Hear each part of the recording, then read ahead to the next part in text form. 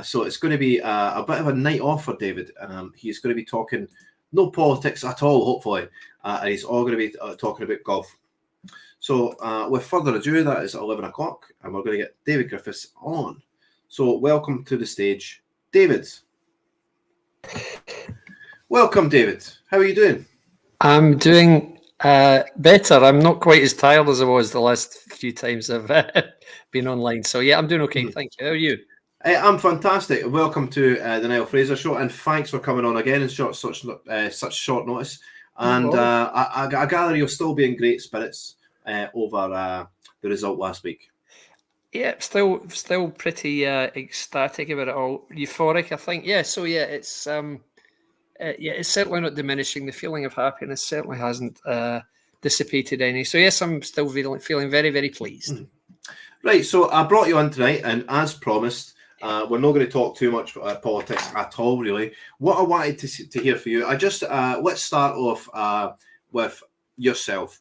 I know you're a golfer because we've played golf before, and I know you're a West Coaster. So what I wanted to from you was your sort of story, getting into golf. Yep. When did you first start playing? What you think of the game golf, and what does it mean to Scotland, really?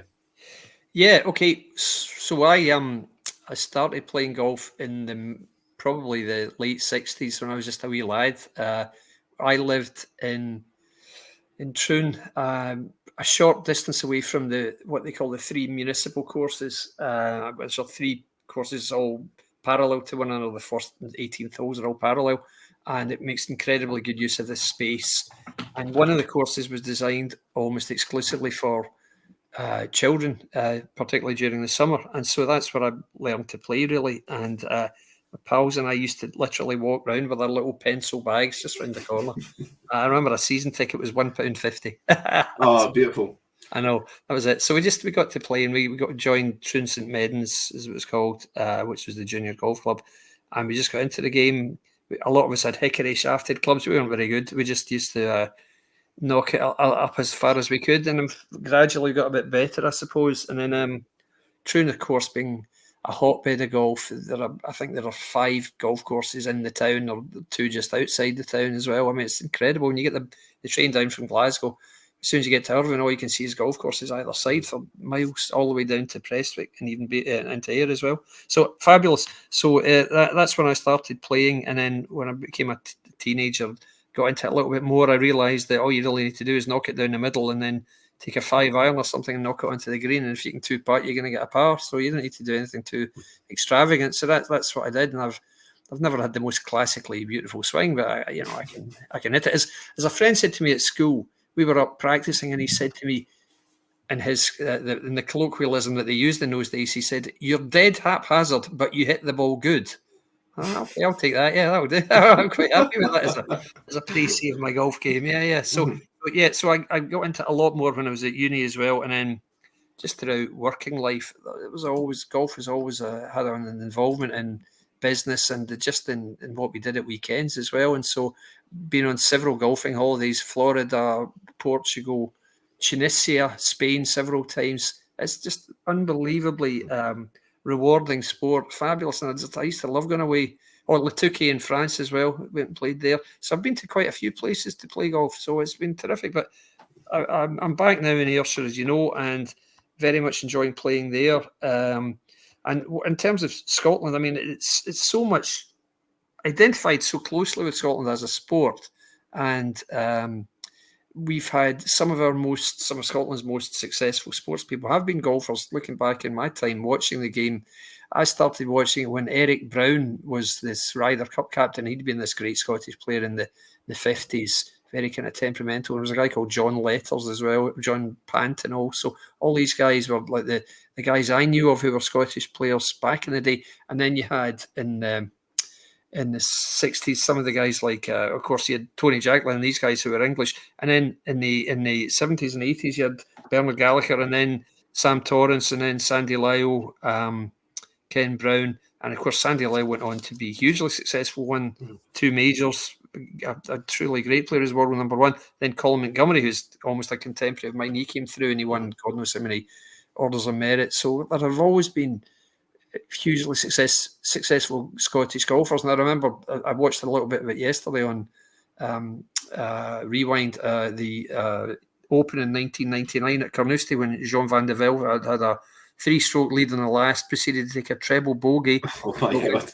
I know, so it went to a playoff, and of course Scotland's Paul Lawrie came through and won it in 4 holes at Carnoustie. I mean, amazing. So that was, I think, was that the last guy from Great Britain who won the Open? I'm trying to think if it is or not. I think it might be. We've had Rory McIlroy and Darren Clarkson signed, but they're from United Kingdom rather from Great Britain. Anyway, so it's been terrific. And in terms of for Scotland, I was looking at one of the ads tonight, and it said that there will be, I think it's 240,000 people are anticipating will arrive in Troon, or certainly 240,000 over the weekend. Exactly, over the course of the next week. I mean, Troon only holds 14,000 people. So how on earth are they going to fit them all in? So what does this mean to Troon? Me and you have had the pleasure of having a wee drink in Troon. And what a beautiful place it is. What does it mean to all the local businesses when the golf comes round, David? It's bonanza time for them, really. 8 years ago, South Ayrshire Council decided that they would stop people drinking outside, and they were a little bit puritanical about it. It was almost like a preview of COVID, so it was a little bit joyless then. But in previous years here, you've had people drinking on the pavements, you've had restaurants and bars so busy that they're having to get couples to share tables for 4 people who don't know each other, because you just can't fit them in otherwise. And so it's a terrific time for people. There are new bars opening up in Troon. There's a bar opening up at the top of Portland Street where an old bar used to be. There's another bar just in the process of opening up now, a new Tempura bar. Bars are opening up speculatively to meet the demand of people who are going to come into town just looking for someone to drink, because Troon's got a lot of bars, but it's only got enough bars really to hold maybe 200, 300 people, not 60,000. So it might be party atmosphere in Troon for the next weekend. Absolutely. And what about and likewise, we've got just on the East Coast this time, just next to North Berwick, we have the Scottish Open starting tomorrow, David. Yes. And again, I'm going to play, just because we've been over 500 viewers now, I'm going to replay the clip of Robert McIntyre's win in Canada just a month ago. A historic win with his dad on the back. Yes. A father and son together forever.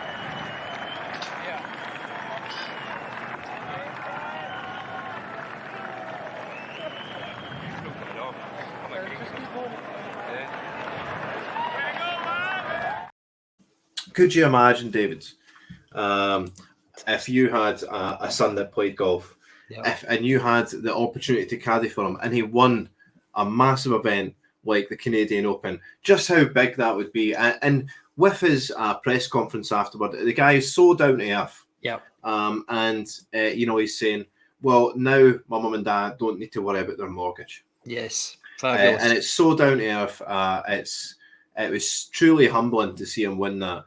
Yes. And just it really was. So he took home, I think, 1.8 million as a tournament purse, with his dad incredibly getting the caddy boat fee, which is generally what 10% or something. Exactly. So it's nice. A giant payday for the family, and I'm sure. I mean, it's life-changing money for a Scottish family. 1.8 million, isn't it? Yes, and then it's insane. So, I mean, what sort of difficulty levels is it to win a PGA tournament, David? Believe me, it's incredibly difficult, because these are the best players in the world, really, the best tournament players in the world, certainly. I mean, the European Tour's excellent also, but the PGA traditionally has got the most skillful players, and it's almost a different style of golf there. It's this target golf, if you like, because they water the greens, although they also make them very slopey and short grass. So it's not easy. It's over here. You have to play with the wind a lot more, and you have to play, like almost links golf. Certainly in this country, you have to play a lot of links golf. So it's a different type of golf over there. These are young guys, very fit guys.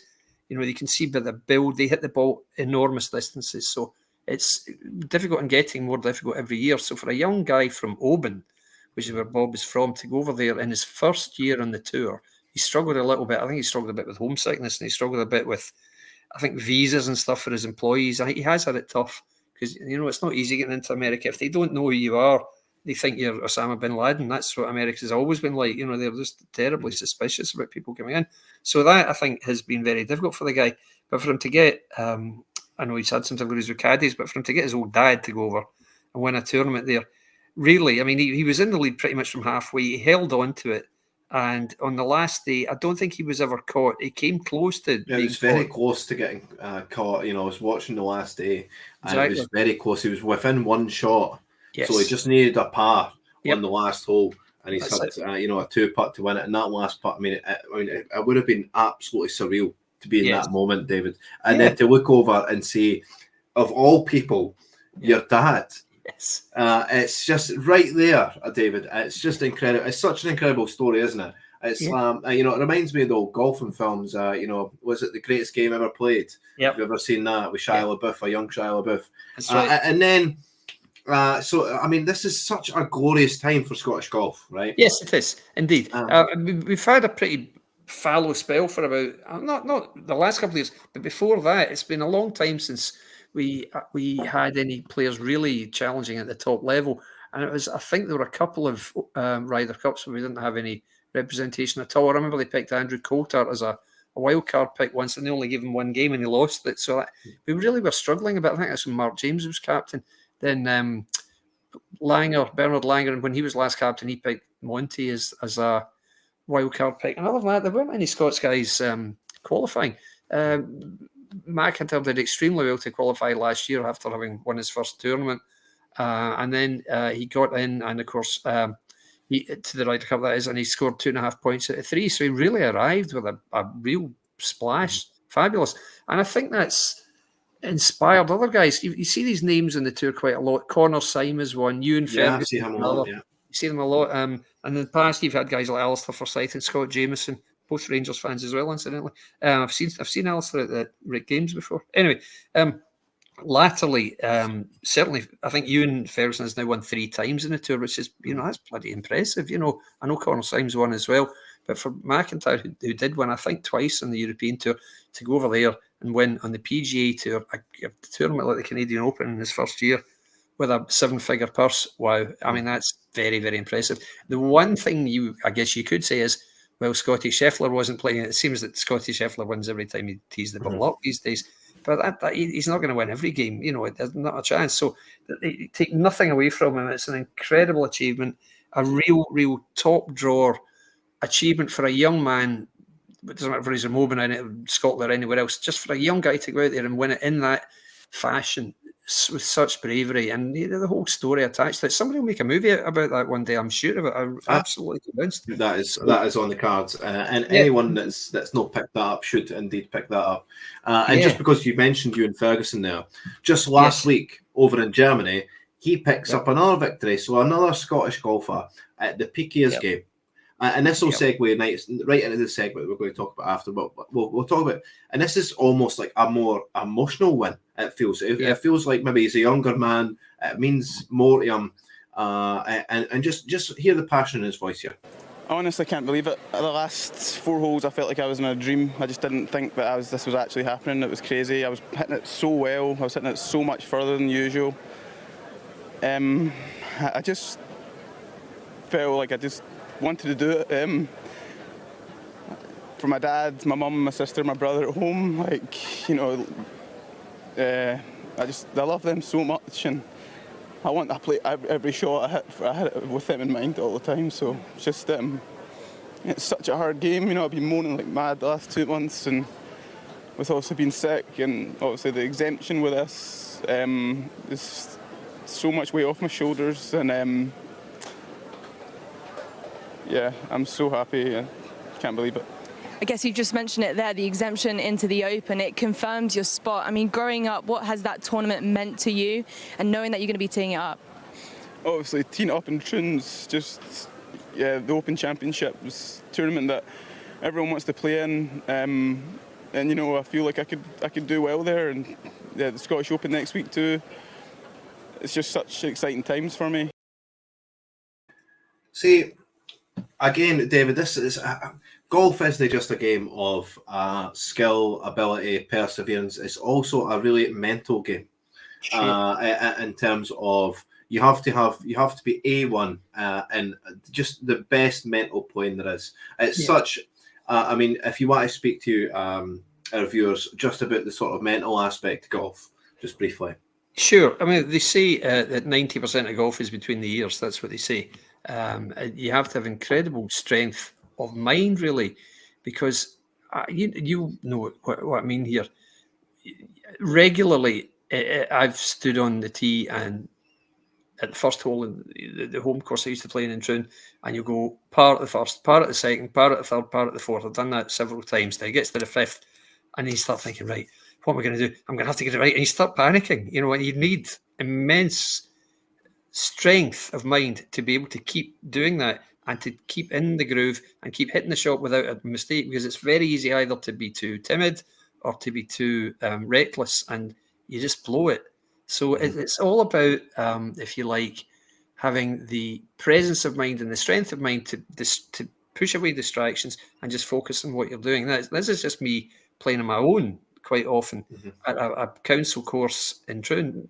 Doesn't matter. Can you imagine then teeing up in front of thousands of spectators with millions of pounds on the line? Exactly. It's just, I mean, the stress must be insurmountable for some. Yeah.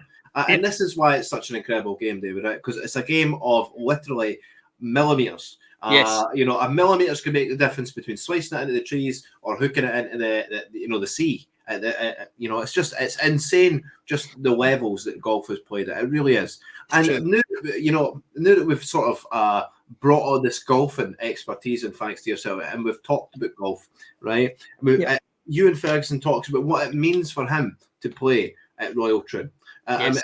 It means so much to him just to be able to play. Never mind place, never mind do well. Just to play in the tournament is an honour in itself. It really is.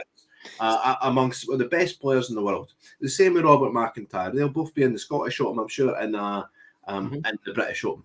Yep, David, they'll certainly both be playing in both tournaments now. That's right, and you can see it in Ewan Ferguson's voice there. I mean, he's clearly very, very emotional. He's only in Germany. It's only about hours away. But even so, he's thinking, "Oh, I really miss my mum and dad." And all that. You think, "My goodness, wow, what a nice guy." And every time I'm friendly with a lot of guys from.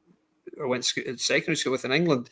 One of them was like a county champion golfer. And anytime anything happens with anything that's relating to, say, Scottish golf especially, I always send it to him and say, "Did you see this?" And he said, "Wow, what a really grounded, what a lovely guy." And that's what he seemed like. He just seemed so straight and so completely what would you say, uncomplicated, and just such a nice bloke. And they kept talking about the exemption there, and the exemption meaning if you don't get enough points in the tour and you're not winning enough tournaments, you're not high enough up the list, you don't get into these tournaments. You have to have won a tournament or maybe finish second in a tournament in the previous year in order to get into an event like the Open. They call it an Open because it is theoretically open to everybody, but unless you qualify from the tour, you have to go into these qualification shoot-offs. There's been one at Dundonald just down the road from here, and there are some all over the country, but you only get 2 or so people qualifying from each one. So it's incredibly difficult just to get to the starting gate.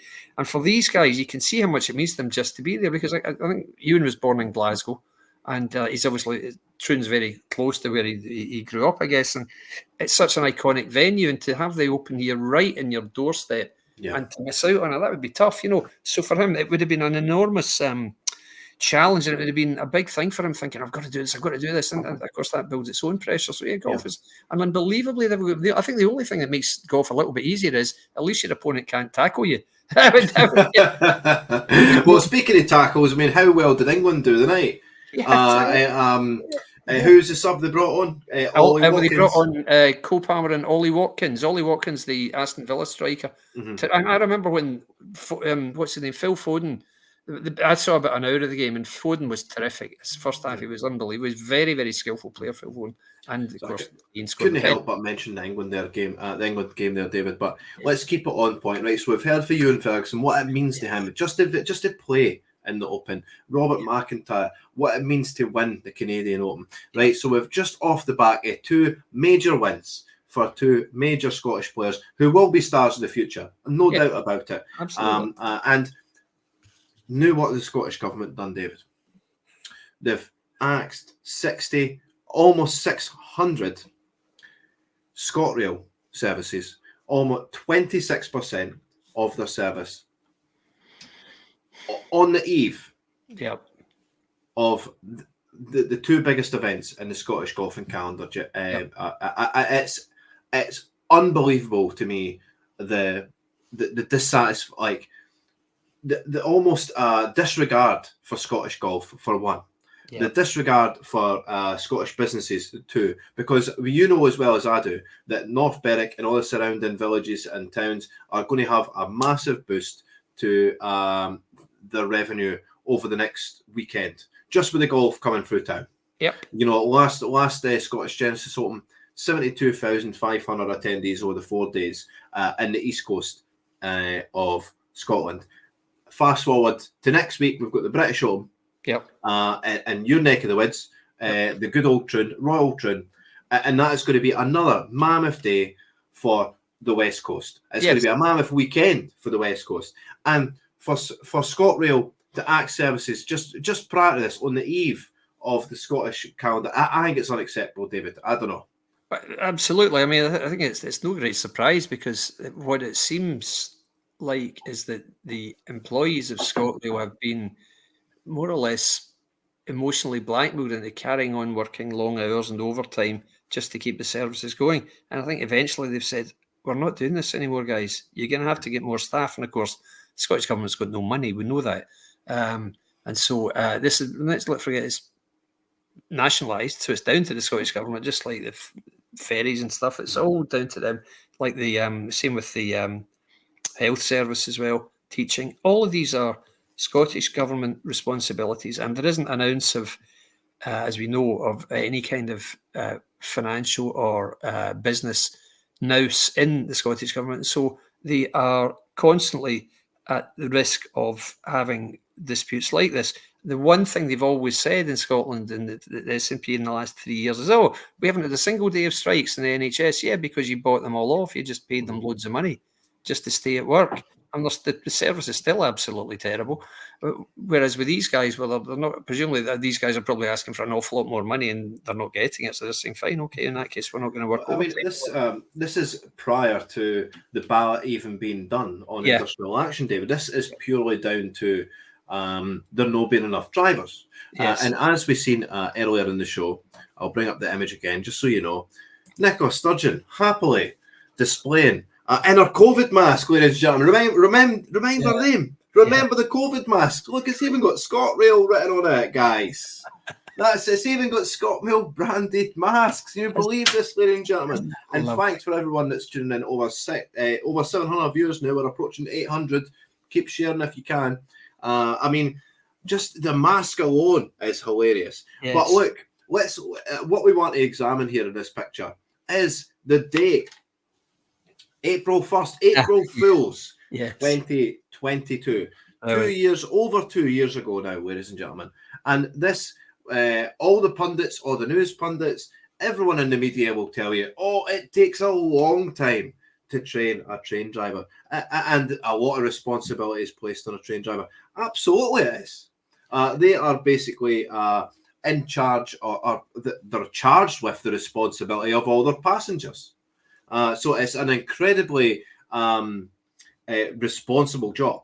And I think, I mean, overall, I don't think, do you think it would be long to recruit train drivers, David, given the fact that the pay, I understand, is quite large? Your job is, I mean, in terms of jobs and occupations, I think train driver would be right up there in terms of skill, pay, and quality of work. If the Scottish Government weren't requiring you to work every single day as overtime, but be that as it may, I reckon just going around Scotland and how scenic it is, Yes. I think it would be quite a rewarding occupation. Well, I don't think, quite frankly. yeah, I agreed. I mean, I think it would. I don't think it would be too stressful, possibly. I mean, unless there's like congestion in the line and stuff, that might be a bit get you down a little bit. But it's not like, you know, a bus driver even who's genuinely interfacing with the public, which can be difficult at times. And we know there was a bus driver who was stabbed and killed in Huntley or somewhere not that long ago. I mean, it's an awful thing. But you don't get that happening to the train drivers, really, because they're quite cocooned, I guess, apart from when they're walking along the platform. So, I mean, yeah, I don't think it would be a particularly arduous job. I don't mean to disrespect it or anything. I'm sure it's got its challenges. But, yeah, I wouldn't have thought that it's the sort of job you should have difficulty recruiting staff. So, yeah, I mean, it just seems like anything else. They just can't staff businesses properly because, to go back to the point, they don't know how to run businesses. All they know how to do is throw money at things from this limitless, bottomless well of money that eventually does run out, and then they have no idea what to do next. None at all. They can't plan anything. They can't plan staffing levels. You know, the Transport Minister previously was Jenny Gilruth, who's, well, we know what she is. She's just, all she can do is shout at people. That's all she does. Now she's the Education Minister. So, I mean, and guess what? I guess how that's going to go. But I'm sorry to interrupt again. It's let's examine the data on this again. It takes a year to train a train driver, guys. 1 year, right? On average, right? So why don't we have a new batch of train drivers coming out April 1st, 2023? Because the first thing I'm examining here, if I've taken over ScotRail, is how many staff have we got? What capacity we are running it, David? How many services can we provide on top of this? How many extra drivers do we require to provide almost like a 24-hour service? Like if you turn up at the train station, there's always a train there. This is what you would want to do if you were nationalising the rail. If you were actually doing it right, you would examine. Look, this is my capacity. We need X amount of drivers. We need the training done now. We need the hiring done now in order to lessen the burden down the line. And to a better extent, we need to take care of the actual drivers we've got. Right, David? We need to take care of our existing stock of train drivers who are worked to the bone, it seems. And then, like you mentioned, emotionally blackmailed into thinking, well, I have to work extra shifts or I'm going to ruin X amount of people's journeys. I don't think it's fair to put the train drivers in that position. I really don't. Certainly not. And you get a lot of very positive feedback and discussion about, for example, health service workers. We're always told what heroes they are, and I'm sure they are. I think they have a very, very difficult job, but you never hear that stuff about, for example, transport workers. It just doesn't really happen. You don't get that kind of praise. And so they certainly do deserve it, though, David, right? Exactly. I mean, they're doing a job like anybody else. And, you know, if they are being told, I remember what it was like working in London in the 80s, and people would say, are you going to come in this Saturday? Well, no, I'm not actually. Why would I? You know, and that was just me doing a job in an IT business, you know, and it's just like, it's very different when you've got the stress of having to have people delivered from point A to point B for what might be very good reasons or very, you know, emergency reasons, if you like, getting back to children and stuff. And if you're saying that I'm not going to do it, that's going to put an awful lot of stress on you. So, yeah, you're right. It's yet another example of poor planning. It doesn't really take that much sophistication to work out a rota for drivers of certain vehicles. It really doesn't. You just have to work out how many you need for a shift and staff up accordingly. If you can't staff up, well, really, what are you doing nationalising the business? Because surely somebody can find the resources to run a railway network where you have enough drivers to get trains from here to there to meet a timetable. The idea that in the middle of July, just the week before Glasgow Fair, they're imposing an emergency timetable because they can't cover services beyond about 4 o'clock in the afternoon between Glasgow and Edinburgh.